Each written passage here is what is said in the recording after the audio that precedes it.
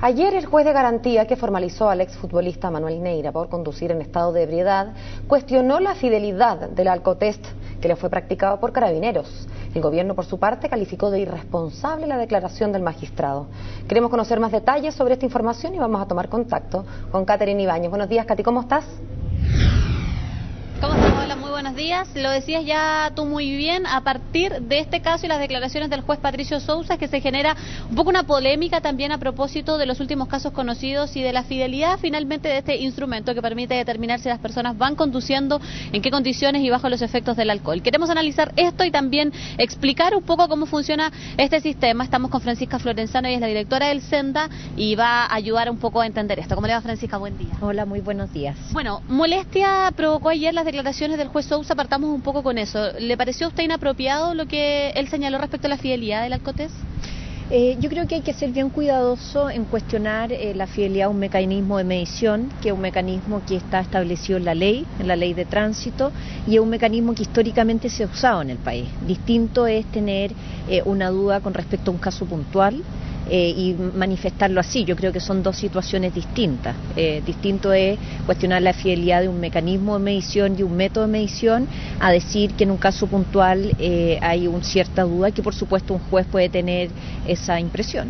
Pero con las palabras de él, ¿le parece a usted que siembran un poco un manto de duda en términos generales? Sí, por supuesto. Yo creo que produce una cierta inseguridad en la gente que no es positivo. Hemos tenido un año intenso de implementación de esta nueva ley Tolerancia Cero, un año también muy intenso en términos de perfeccionar el sistema de fiscalización de conducción bajo el efecto del alcohol, con resultados muy positivos, y por lo tanto esto genera una incertidumbre que yo siento no ayuda a que avancemos como país en lograr los objetivos planteados. Francisca, vámonos ahora a aspectos más técnicos. ¿Es posible que un resultado de alcotest sea tan diferente respecto a uno de alcoholemia, sobre todo a partir de las fuentes que, por ejemplo, consulta un medio de televisión respecto a un caso puntual, el de Daniela Ramírez y el de otros tantos? ¿Puede ser posible eso? Es posible que haya una diferencia, y la magnitud de esta diferencia puede ser distinta en diferentes casos. ¿Y por qué? Porque hay una serie de variables que inciden en esta diferencia. En primer lugar, uno sabe que el tiempo que transcurre entre las dos mediciones, si es amplio, puede disminuir de manera importante, y como se dio en este caso, puede explicar parte de esta diferencia. Por otro lado, estos test son distintos, y eso siempre nosotros lo hemos dicho y hay que tenerlo claro. El alcotest mide la cantidad de alcohol en el aire y es una prueba que se hace solamente como medida preventiva para sacar de circulación a personas que hay más probabilidades de que estén batejando o en estado de ebriedad o bajo la influencia del alcohol. El otro test, que es la alcoholemia, es el dato duro, que mide realmente cuánto alcohol hay en la sangre y que con certeza uno sabe que está influyendo en la conducta de la persona. A mí me gustaría recordar de todas maneras que la ley el nombre de esta ley es Tolerancia Cero, y por lo tanto cualquier cantidad o gramaje de alcohol en cualquiera de estas dos medidas ya está infringiendo la ley, y eso hay que tenerlo siempre claro. No es que uno esté en el fondo poniendo alcohol en personas que no han consumido. O sea, claro, hay alcohol. La diferencia podría ser quizás quienes son críticos respecto a la medición y las sanciones que se aplican por eso. ¿Es común que pasen casos como el que le planteaba previamente? A ver, en el caso que estamos viendo anteriormente, uno tiene que estar claro que con cualquiera de las dos mediciones esta persona estaba manejando en estado de ebriedad, ¿ya? La magnitud de la ebriedad difiere, pero son niveles altos los dos. ¿Sigue estando en la misma categoría? ¿Sigue estando con 1,3 o 3,9? Exactamente, sigue estando en la misma categoría, y por lo tanto no hay ninguna posibilidad de que el juez haya tomado una decisión injusta debido a una mala información de cualquiera de los test. Eso hay que tenerlo claro. Y si es que hay diferencias, nosotros este tema lo hemos visto con el Servicio Médico Legal y con otras instituciones, las personas generalmente permanecen en la misma categoría.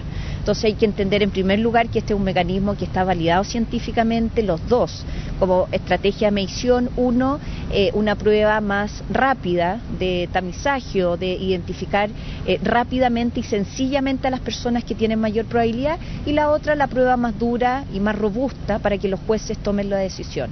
Los jueces históricamente han tomado su decisión final en base a la alcoholemia, no al alcotest. Ese es un antecedente que se presenta para iniciar un proceso. Me imagino que el dispositivo, por lo que he indagado por ahí, se calibra. ¿Hay alguna entidad o ustedes mismos certifican o alguien internamente dentro de Carabineros certifica que sean calibrados, que estén dentro de lo correcto, que efectivamente sea lo más certero posible la medición?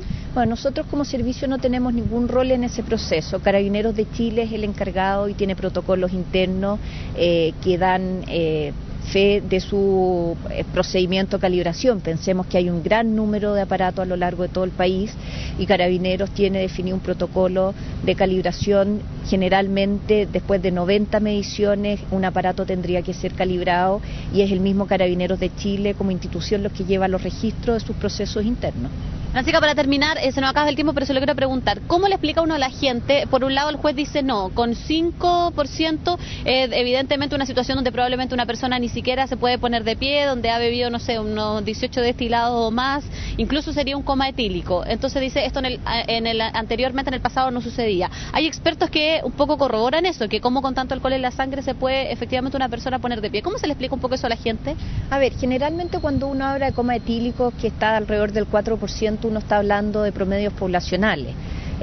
Uno sabe que hay personas que con mucho menos alcohol pueden hacer un coma etílico y hay personas que con mucho más alcohol todavía no lo hacen, ¿ya?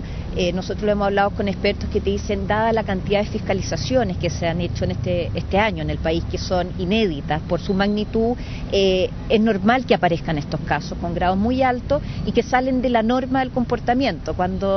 Y eso es importante entenderlo. Uno habla de promedio y de lo que la mayoría de las personas le sucede, lo que no implica que puedan haber casos excepcionales de menos alcohol con resultados más graves en la persona o de una cantidad de mayor alcohol con no resultados en la persona. Clarísimo. Le quiero agradecer mucho, Francisca, por conversar con nosotros. Ahí estaba entonces las declaraciones por parte del SENDA a partir de un poco esta polémica que se ha generado y también cuando se cuestiona la medición de este sistema, cuando además esto se enmarca dentro de un programa especial de fiscalizaciones en la ley Tolerancia Cero al Alcohol. Y bueno, ahí estaba la respuesta entonces a partir de este tema que ya en la introducción tú planteabas, Paola. Muchas gracias, Capi. Nos encontramos más ratito. Buenos días.